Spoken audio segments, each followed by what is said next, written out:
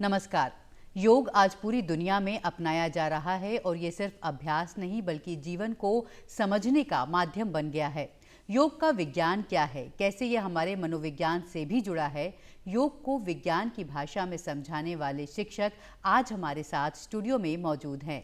Doctor Kamakhya Kumar योग विज्ञान के विद्वान हैं। 2 दशकों से अधिक का शैक्षणिक अनुभव है। उत्तराखंड संस्कृत विश्वविद्यालय में डिपार्टमेंट ऑफ योगिक साइंस में एसोसिएट प्रोफेसर पद पर कार्यरत हैं।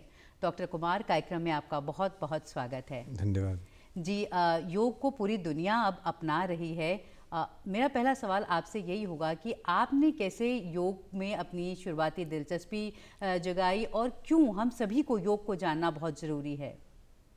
मुख्य रूप से योग जीवन जीने की कला है, आपने अभी कहा। साइंस को पढ़ते पढ़ते, जी, बेसिकली मैं साइंस का स्टूडेंट रहा, तो साइंस को पढ़ते पढ़ते एक अजीब सी उकताहट सी थी कि ये क्या पढ़ रहा हूँ, इससे क्या होना क्या है। हालांकि साइंस और टेक्नोलॉजी में बहुत सारे स्कोप हैं, लोग आगे बढ़ रहे हैं और रोज़ इन्वेंशंस हो रहे हैं, लेकिन हमें लगता है पारिवारिक पृष्ठभूमि की वजह से, एक आध्यात्मिक जो रुझान थी उसकी वजह से योग के प्रति हमारी रुचि हुई और बिहार स्कूल ऑफ योग मुंगेर, जी, स्वामी सत्यानंद सरस्वती जी उनके फाउंडर रहे हैं। बड़े दूरदृष्टा ऋषि स्तर के आध्यात्मिक व्यक्ति हैं, जो योग को एकेडमिक फील्ड में लाने का उनका श्रेय रहा है। बहुत सारे रिसर्चेज, बहुत सारे पब्लिकेशंस उनके रहे।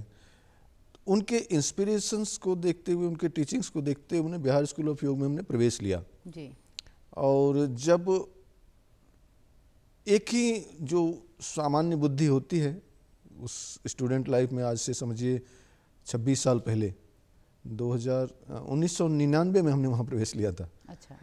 तो वहाँ जो है, ये दिमाग में यही था कि हम जाएंगे, आसन प्राणायाम करेंगे, कुछ एक्टिविटी जैसी होगी फिजिकल टाइप की, और चूँकि आध्यात्मिकता से लगाव है तो थोड़ा वहाँ हम ध्यान करेंगे, साधना करेंगे और उसमें हमारी गति आगे होगी। वहाँ जाने के बाद बराबर कि योग का जो क्षेत्र है वो बहुत बड़ा है जी, स्कोप बहुत लंबा चौड़ा है। और ये समझिए कि जितना हमने वहाँ अध्ययन किया, 2 साल अध्ययन के बाद 2002 से हमने अध्यापन कार्य शुरू किया देव संस्कृति विश्वविद्यालय में। तो उस अध्यापन के दौरान हमें पता पड़ा कि तो जितना हमने पढ़ा था वो बहुत ही कम था। अच्छा। जब हमने सिलेबस अपना देखा तो लगा कि अभी तो बहुत पढ़ना है। वो पढ़ लिया तब लगा कि अब तो हमने कुछ किया ही नहीं, अभी तो हमने कुछ जाना ही नहीं है योग के बारे में, तो अभी बहुत कुछ अध्ययन करना और जानना सीखना बाकी है। तो इन दोनों ही संस्थाओं का हमारे जीवन में बड़ा महत्वपूर्ण योगदान रहा जी। कि योग में हम जुड़े भी और गहरे उतरने का तो प्रयास यहाँ भी पर किया। जब आप फिर योग को जब आपने गहराई से देखा तो लगा कि इसकी दुनिया बहुत विस्तृत बहुत है। विस्तृत है। और आप अभी भी एक प्रोजेक्ट पर काम कर रहे हैं जो केंद्रीय संस्कृत विश्वविद्यालय के सहयोग से चल रहा है, जिसमें संस्कृत भाषा के माध्यम से योग की वैज्ञानिक व्याख्या की बात है। ये प्रोजेक्ट क्या है और किस तरह से जो योग की वैज्ञानिक व्याख्या है वो किस तरह से की जाएगी? हाँ, जैसा आपने बताया कि योग में अभी बहुत कुछ जानना, सीखना, समझना बाकी है, क्योंकि हमने अब तक जो भी प्रकाश में ग्रंथ हैं उसमें पातंजलि योग सूत्र है, श्रीमद् भगवद गीता है, हठ योग के ग्रंथ हैं जैसे हठ प्रदीपिका है, गैरन संहिता है, शिव संहिता है, वशिष्ठ संहिता है, हठ रत्नावली है। तो हम लोगों का जो अध्ययन अध्यापन है वो कुछ इसी पर आधारित है। थोड़ा जो और गहरा जानना चाहते हैं वो योग वासिष्ठ की तरफ जाते हैं या कुछ उपनिषदों की तरफ जाते हैं। ये केंद्र सरकार की केंद्रीय विश्वविद्यालय के माध्यम से एक अच्छी योजना है, जिसमें उन्होंने कहा कि जहाँ भी योग की ज्ञान की बातें हैं और यदि संस्कृत भाषा में है तो उसे आम आदमी तक आना जरूरी है। तो इसी प्रोजेक्ट के तहत हमने जो है एक एप्लीकेशन किया था और वो सैंक्शन भी हो गया है। उसमें जो उपनिषद हैं, खास करके 12 के आसपास ऐसे उपनिषद हैं जिसमें योग की व्याख्या विस्तृत रूप से मिलती है। अच्छा। तो उन उपनिषदों में से एक किसी उपनिषद को हमें डिस्क्राइब करना है, Sanskrit to Hindi and English both. Sanskrit भाषा में बहुत सारी जो हमारे उपनिषद हैं या जो पौराणिक ग्रंथ हैं संस्कृत में हैं, और संस्कृत भाषा बहुत सारे लोगों की समझ से या पहुंच से दूर है, तो इसलिए संस्कृत से हिंदी या इंग्लिश में लाना बहुत ज़रूरी है। अभी हमने जैसा बताया ना, कई सारे ऐसे ग्रंथ हैं जिस पे अभी अध्ययन बहुत कम हुआ है। हालांकि कुछ जो शोधार्थी हैं उन पर शोध कर भी रहे हैं, लेकिन वो इस रूप में नहीं है कि वो आसानी से पढ़ा लिखा समझा जा सके। इस वजह से भी उसे प्रकाश में लाना ज़रूरी था, और वही हमारा प्रयास अभी उस पर जारी है। अभी हमने उसकी शुरुआत करी है, साल 1.5 साल में वो प्रोजेक्ट पूरा हो जाएगा, तो वो एक अच्छा ग्रंथ लोगों के लिए उपलब्ध हो जाएगा। और आपने खुद भी 18 किताबें लिखी हैं योग और उससे जुड़े विषयों पर ही। 100 से अधिक आपके शोध पत्र आ चुके हैं, और योग को आप न्यूरो साइंस से और मनोविज्ञान से भी जोड़ते हैं, तो ये क्या है, इसे स्पष्ट करें। बेसिकली जब हम अध्यापन के क्षेत्र में जब हमने प्रवेश किया, तो ये देखा कि जो खास करके हमारे विद्यार्थी थे उनके सिलेबस के अकॉर्डिंग बुक्स अवेलेबल नहीं थे, बहुत कम। 2002 के आसपास हमने पढ़ाना शुरू किया था, तो उस समय मौलिक ग्रंथ तो थे, लेकिन जो टेक्स्ट बुक कहिए जिससे कि बच्चों के सिलेबस कवर हो, उन किताबों की निहायत कमी थी। तो उन्हीं आवश्यकताओं को ध्यान में रख करके हमने इसकी शुरुआत करी, और एक एक करके योग महाविज्ञान है, योग रहस्य है, सुपर साइंस ऑफ योग है, योग मनोविज्ञान है, ऐसे कई सारी किताबें, जिन सिलेबस में जिन जिन की चीज़ों की आवश्यकता थी उनको सब हमने कंपाइल करना शुरू किया जी। और वो ऊपर वाले की कृपा है या कहिए कि सरस्वती का वरदान है, वो धीरे धीरे बुक फॉर्म में आती गई, और हर साल एक न एक पुस्तक निकलती गई। कुछ और भी शोधार्थियों का सहयोग रहा हमारे साथ में, तो संख्या तो में 17-18 कोई बड़ी संख्या नहीं है, लेकिन ये है कि इन ग्रंथों के मूल में ये था कि हमें उन चीज़ों को लोगों को इजीली अवेलेबल कराना है। और जब जैसे आप मनोविज्ञान की बात कर रही हैं, तो जब हम पातंजलि योग सूत्र को देखते हैं, तो जो दूसरा ही सूत्र है वो कहता है योगस् चित्त वृत्ति निरोधा, यानी चित्त वृत्तियों से मतलब ये है कि वो साइकोलॉजी में पहुंच गया। अब यदि हम उधर जाते हैं भगवत गीता की तरफ, वहाँ भी जब योग को परिभाषित किया जाता है, तो भगवान कृष्ण कहते हैं समत्वम योग उच्यते, बैलेंस, समता। तो इन चीज़ों में हम देखते हैं कि कहीं ना कहीं मानसिक पहलू की ही आवश्यकता है, मानसिक चीज़ों को ही ठीक करने की आवश्यकता है। इसी को ध्यान में रख करके हमने वो योगिक साइकोथेरेपी करके एक पुस्तक लिखी जी। और वो उसमें ऐसे कई सारे मनोकायिक रोग हैं, या कहिए कि जिसको हम सोमेटोसाइकिक कहते हैं। एक तो होता है साइकोसोमेटिक मनोकायिक, और एक दूसरी होती है जो शरीर की वजह से मन में आती है। अच्छा। तो वो सोमेटोसाइकिक। तो ऐसे मानसिक रोगों के लिए हमारे अंदर जो योग का ऐसा कई सारे कॉन्सेप्ट्स हैं, जो जैसे उधर अपने कैथारसिस जिसको कहते हैं, हमारे यहाँ उसको तप कहते हैं,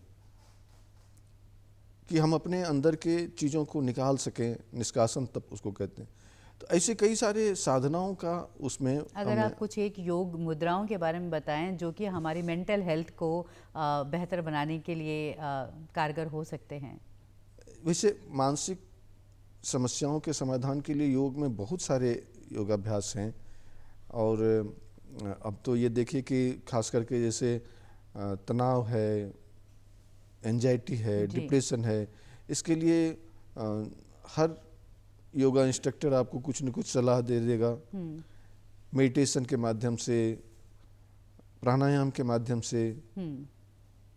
लेकिन अब ये थोड़ा सा हमें उस पर्सनालिटी को जज करने की आवश्यकता होती है कि वो व्यक्ति तनाव से ग्रसित है कि चिंता से ग्रसित है कि अवसाद से ग्रसित है। ये तीनों अलग अलग चीज़ें हैं। ये मनोवैज्ञानिक इसका अलग मतलब बेहतर इसको डिफाइन करते हैं, लेकिन इतना सामान्य बोलचाल की भाषा में से कह सकते हैं कि जो दो तरह की पर्सनालिटी होती है, एक एक्सट्रोवर्ट, एक इंट्रोवर्ट। तो जो एक्सट्रोवर्ट पर्सनालिटी होती है उनको स्ट्रेस जैसी समस्या ज़्यादा आती है, उनके हाइपरटेंशन जैसी समस्या होने के चांसेस ज़्यादा रहते हैं। जो इंट्रोवर्ट पर्सनालिटी है उनके डिप्रेशन होने के चांसेस रहते हैं, उनके ब्लड प्रेशर लो होने की समस्या होने के चांसेस रहते हैं। तो ये दो तरह की अलग अलग पर्सनालिटी है। अब ये देखना पड़ेगा कि उनको समस्या क्या है, डायग्नोस हो जाए, फिर उसके आधार पे हम, यदि स्ट्रेस के पेशेंट हैं तो उनके लिए योग निद्रा है, मेडिटेशन है। यदि कोई एंजाइटी और डिप्रेशन के पेशेंट हैं तो उनके लिए प्राणायाम है, ओंकार का उच्चारण है, उसमें कई सारे और आसन के अभ्यास हैं जिससे कि उनको इंट्रोवर्ट से एक्सट्रोवर्ट की तरफ निकाला जा सके। अच्छा, ऐसी भी मतलब योग विद्या है, योग के अभ्यास हैं और वो व्यक्ति के हिसाब से हैं। कोई व्यक्ति ज़्यादा बोलने वाला है, कोई कम बोलने वाला है, तो उसके लिहाज से ये बहुत महत्वपूर्ण जानकारी है मेरे हिसाब से। और अभी आपने बातों में जिक्र भी किया योग निद्रा का, और इस पर भी आपकी पुस्तक है और शोध पत्र भी आ चुके हैं। जी जी। मैं ज़रूर चाहूँगी कि आप हमारे दर्शकों को योग निद्रा के बारे में बताएं। जी बिल्कुल बिल्कुल। ये योग निद्रा स्वामी सत्यानंद जी ने एक्सप्लेन की थी। हालांकि और भी ग्रंथों में और भी जो ऋषि साधक हुए हैं उन्होंने इसको एक्सप्लेन किया, लेकिन बहुत ही व्यवहारिक स्वामी सत्यानंद जी का है। उसी टेक्निक को लेकर के हमने अपना शोध किया था, जिस पे हमें पीएचडी भी अवार्ड हुई थी। डॉक्टर एपीजे अब्दुल कलाम आए थे उसमें, जी। उस कॉन्वोकेशन में 2006 में। हाँ। तो और इसके हमारे गाइड रहे थे डॉक्टर प्रणव पंड्या जी, जो चांसलर हैं देव संस्कृति विश्वविद्यालय के। उनके मार्गदर्शन में हमने ये शोध किया था, और ये 2-2.5 साल का जो कार्यक्रम था वो बहुत ही सीखने और समझने और बहुत कुछ गेन करने वाला था। इस दौरान हमने योग निद्रा के कई सारे टेक्निक्स को सीखने, समझने, जानने का प्रयास किया। जैसे स्वामी राम की दी हुई योग निद्रा है, उन्होंने अपनी पुस्तक the path of light and fire करके है, उसमें उसको एक्सप्लेन किया है। स्वामी कई सारे सन्यासी हैं जिन्होंने अपने इस योग निद्रा, स्वामी सत्यानंद जी की योग निद्रा में, सॉरी आपकी बात को काट रहा हूँ, स्वामी सत्यानंद जी की योग निद्रा है वो बड़ी व्यावहारिक है। उन्होंने योग निद्रा के पूरे टेक्निक को 7 भागों में डिवाइड किया है। प्रिपरेशन है, रिजोल्यूशन है, बॉडी पार्ट अवेयरनेस है, ब्रेथ अवेयरनेस है, विजुअलाइजेशन है, सेंसेस हैं, फीलिंग, और एंडिंग है। इस 7 भाग में करके इतना सिस्टमेटिक किया है कि किसी भी व्यक्ति को यदि योग निद्रा कराई जाए तो उसको ये करने में भी आसान होगा, समझने में भी आसान, और उसको एक्सपीरियंस भी कर पाएगा। और यदि किसी को टेक्निक सीखनी है तो वो भी आसान है। जी, मैं यही पूछना चाह रही थी कि क्या आम लोग भी योग निद्रा कर सकते हैं? कितना कठिन या कितना सरल है योग निद्रा को करना? जैसे क्या है, ये एक तरह से गाइडेड मेडिटेशन जैसे कहते हैं जी। उस तरह की अभ्यास है, उस तरह की टेक्निक है। इसमें साधक को ज़मीन पे लेट जाना होता है अपने आसन पे, और योगा इंस्ट्रक्टर के इंस्ट्रक्शंस को सुनना होता है। वो या तो योग गुरु वहीं पे उपलब्ध हों, या उनकी ऑडियो क्लिप यदि उपलब्ध हो तो उसको भी चला करके आप उस रिलैक्सेशन को कर सकते हैं। वो आइडियल जो पीरियड है वो ½ एन आवर का है। अभी क्या है कि लोगों के पास टाइम कम है और योगा इंस्ट्रक्टर भी बहुत बिजी हैं, बहुत सारे हैं, तो वो क्या करते हैं कि शवासन में, योग निद्रा में मिक्स कर देते हैं दोनों चीज़ों को। अच्छा। शवासन कुछ अलग चीज़ है, योग निद्रा अलग चीज़ है। जिसमें मैं स्पेसिफिक होकर बताना चाहूँगा कि शवासन में क्या करते हैं कि आपको कहते हैं कि इस अंग को रिलैक्स करिए, उस अंग को रिलैक्स करिए, शिथिल होते जाइए, धीरे धीरे बॉडी पूरी शिथिल हो जाती है। योग निद्रा में शिथिलता शब्द आती नहीं है, उसमें अवेयरनेस शब्द आती है, सजगता, कि आप अपनी चेतना को विभिन्न अंगों पर रोटेट करिए। तो जब हम जैसे आपसे बात कर रहे हैं, आपके सारे अंग आपके हाथ में, आपके कब्जे में हैं, लेकिन यदि मैं कहूं कि आपके दाहिने हाथ की छोटी उंगली, तो आपकी अवेयरनेस वहां जाती है, और यदि आप थोड़ी देर कंसंट्रेट करें तो वो उंगली आपके बस से बाहर होने लग जाती है। अच्छा। अंदर से वाइब्रेट करने लगेगी जी।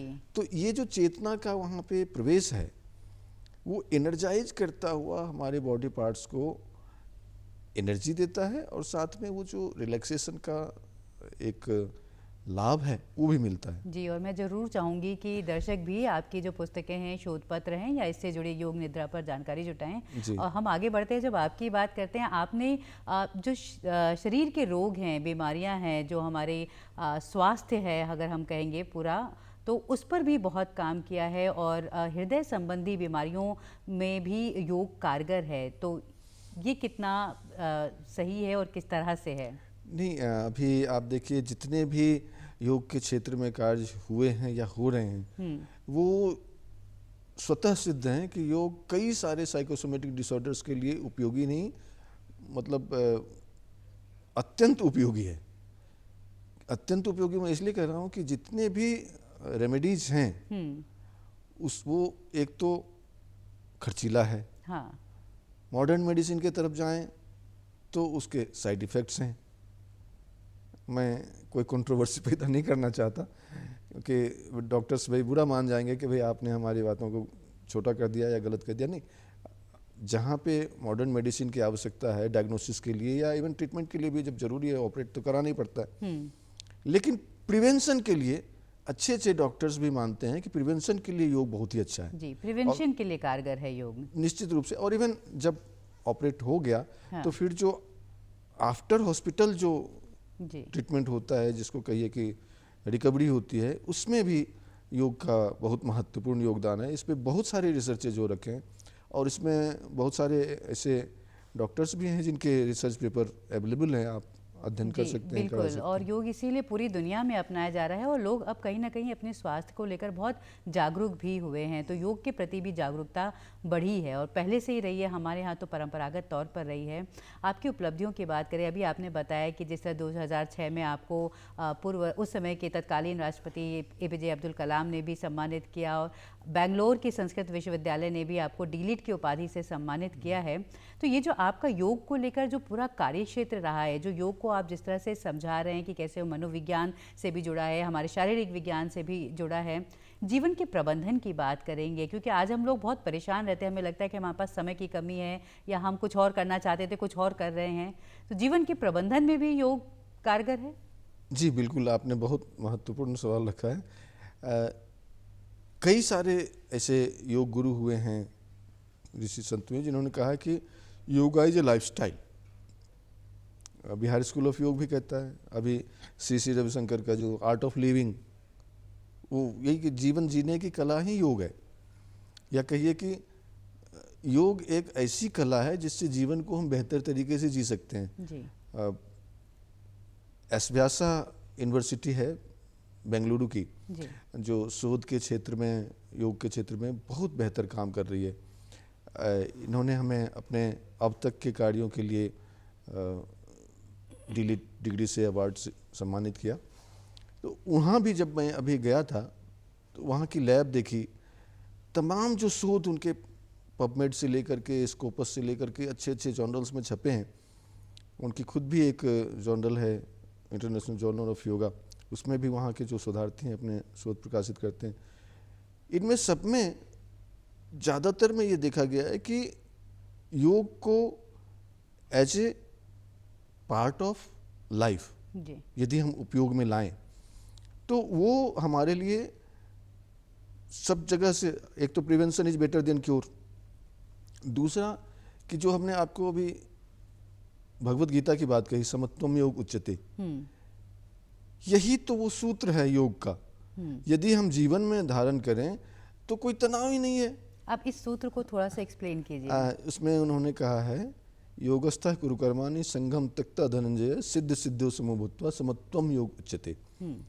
ये कहते हैं कि हानि, लाभ, यश, अपयश, सुख, दुख, कैसी भी स्थिति हो, मानसिकता को एक जैसा बनाए रखिए। कठिन है, साधना है ये। हाँ। लेकिन यदि व्यक्ति इस संतुलन में, संतुलन साधने में यदि वो सक्षम हो गया तो उसके जैसा तो कोई व्यक्ति ही नहीं है। जी, संत मतलब हो गया। जीवन के जी संत तो, अब हम संत का मतलब वो गिरधारी समझते हैं जी। एक गृहस्थ जीवन में रहते हुए भी आदमी संत की भूमिका निभा सकता है। जैसे कि अक्सर आदमी के जीवन में कुछ न कुछ समस्याएं आती हैं, तो कुछ ऐसे लोग होते हैं जिसको टैक्टफुली हैंडल कर लेते हैं, कुछ लोग ऐसे होते हैं जो उसी समय डिप्रेशन में चले जाते हैं। तो उस समस्याओं के समाधान में योग को कैसे लेके आना है और उस योग से कैसे उन समस्या से अपने आप को निकाल देना है, ये जीवन जीने की कला है और यो योग के अंदर है। जी यदि हम आसन प्राणायाम तक सीमित न रहें तो, योग के और पहलुओं को जानना चाहें तो जी बिल्कुल अभी बहुत सारे पहलू हैं जो उजागर होने बाकी हैं। बाकी हैं और जिन पर आप लोग कार्य भी कर रहे हैं और योग के बारे में लोगों की दिलचस्पी भी बढ़ रही है। और अगर बात करें, आप बहुत सारे केंद्रीय और राज्य विश्वविद्यालयों में बोर्ड ऑफ स्टडीज़ के सदस्य भी हैं। इसके साथ ही आप यूजीसी में और एनसीटीई में भी मेंबर सेक्रेटरी के तौर पर हैं। किस तरह की भूमिका होती है आपकी यहाँ पर? और शिक्षा, योग की शिक्षा की बात करें और पूरी शिक्षा व्यवस्था की भी बात करें तो शिक्षा की गुणवत्ता में सुधार के लिए क्या कुछ किए जाने की ज़रूरत है? सवाल तो ये भी महत्वपूर्ण है। अभी केंद्र के कुछ विश्वविद्यालयों में पायलट प्रोजेक्ट के रूप में 6 विश्वविद्यालयों में योग को इंट्रोड्यूस किया गया है। अब धीरे धीरे बाकी यूनिवर्सिटीज़ में भी आ रहा है और स्टेट कई सारे, उत्तराखंड के तो लगभग सभी यूनिवर्सिटीज़ में योग है जी यहाँ, तो अवेयरनेस की कोई कमी नहीं है। लेकिन बाकी जहाँ पे नहीं है वहाँ पे निश्चित रूप से योग की भूमिका को व्यक्तित्व विकास के लिए ज़रूरी है, इस तरीके से जानते हुए मानते हुए उसको इम्प्लीमेंट करने की आवश्यकता है। खास करके यदि इसको एजुकेशन सेक्टर में लेके जाना चाहें तो उसमें योगा फॉर चिल्ड्रन, छोटे बच्चों से ही योग की शिक्षा देना अनिवार्य समझा जाना चाहिए। हालांकि इस पे कई सारे शोध हो चुके हैं, कई सारे पायलट प्रोजेक्ट हो चुके हैं, कई सारे राज्यों में इसकी छोटे या बड़े स्तर पे इसकी इम्प्लीमेंटेशन भी हो चुकी है, लेकिन जितना इसको बल मिलना चाहिए वो मिला नहीं है अभी तक। हालांकि एनसीटीई में अभी हमने पाठ्यक्रम निर्माण के सदस्य के रूप में भूमिका निभाई, तो उनका भी यही प्रोजेक्ट है कि वो जल्दी से जल्दी उसको बीएड के स्टूडेंट्स के लिए बीएड योगा करके लाना चाह रहे हैं, जिससे कि वो हमारे टीचर एजुकेटर्स तक और फिर वो बच्चों तक योग तेजी से पहुँचे।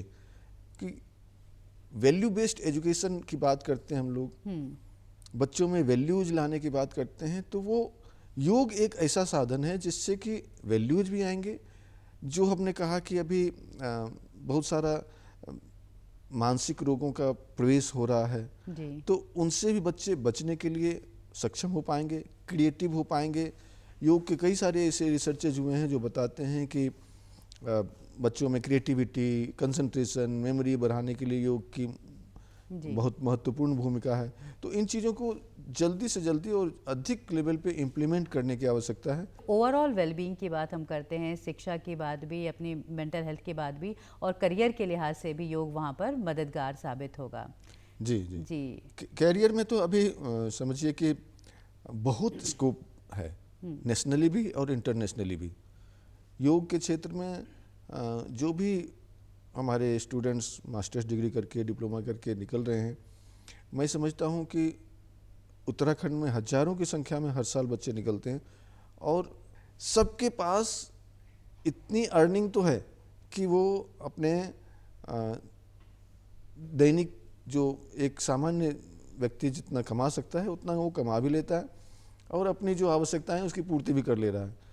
अब इसी एक्सपीरियंस के आधार पे यदि वो अपने आप को एक्सप्लोर करे थोड़े और स्कोप अपना एंटरप्रेन्योरशिप की भी संभावनाएं हैं यहाँ पर। जी बिल्कुल सही कह रहे हैं आप। एंटरप्रेन्योरशिप में तो यदि जाता है तो समझिए कि वो केवल अपने नहीं, करीब अपने अंडर के कम से कम 5-10 और बच्चों को भी जॉब दे सकता है। आप 2 इंटरनेशनल जर्नल्स के एडिटर इन चीफ भी हैं, तो शोधार्थियों की बात करें, और शोध किसी भी सब्जेक्ट के लिए बहुत ज़रूरी होता है। आप किस तरह के विषयों में शोध के लिए प्रेरित करते हैं अपने स्टूडेंट्स को? एक्चुअली जो हमारे स्कॉलर्स हैं वो तो कुछ हमें जानते हैं, मैं नए शोध की तरफ ज़रूर उन्हें प्रेरित करता हूँ। बेसिकली जो शोधार्थी हैं वो थोड़े डरे सहमे से हैं। अच्छा। हाँ, 2 वजह है उसकी। एक तो ये कि मैं कोई नया आइडिया लेके जाऊंगा तो गाइड हमें डांट देगा, ये क्या लेके आ गए तुम, ऐसा तो कभी शोध हुआ ही नहीं।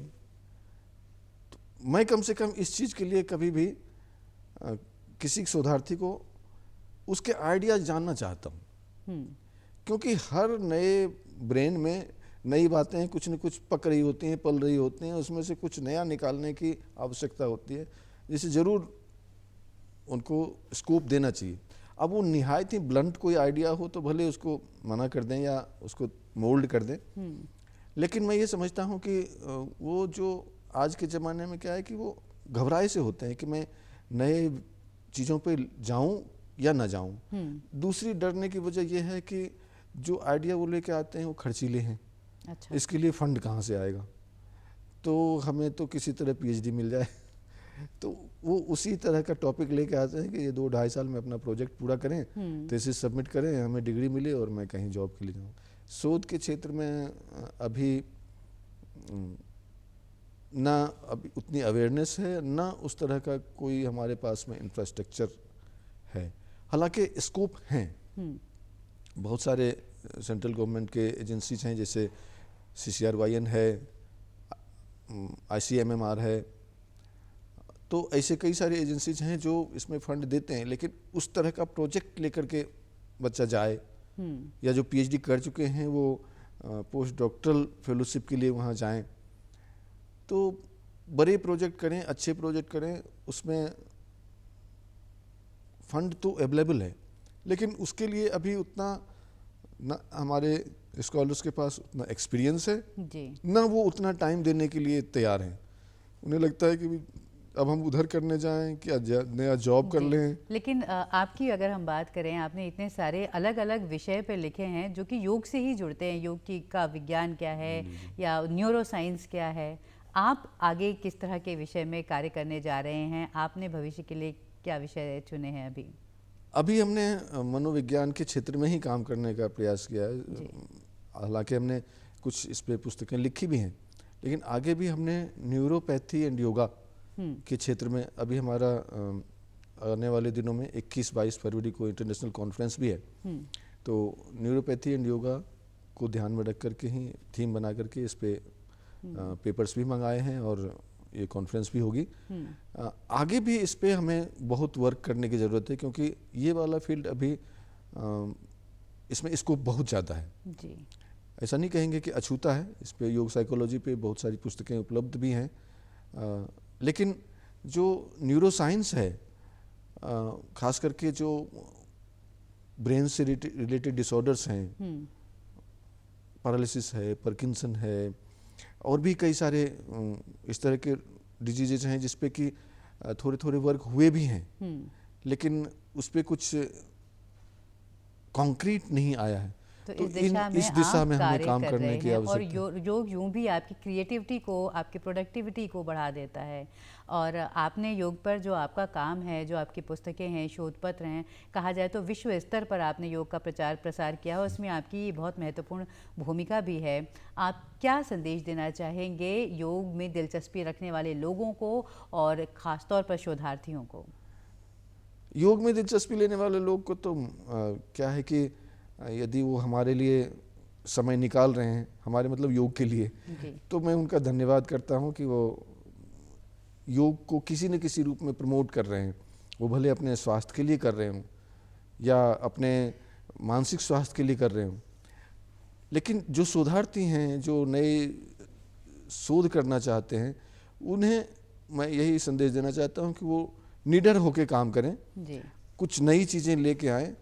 और दुनिया निश्चित रूप से नई चीज़ों को ही सलाम करती है, चाहे वो AI हो, चाहे और भी हम नई चीज़ों पे जा रहे हैं, टेक्नोलॉजी में काम कर रहे हैं। तो बहुत सारी संभावनाएं हैं योग के क्षेत्र में भी कुछ नया कर दिखाने की।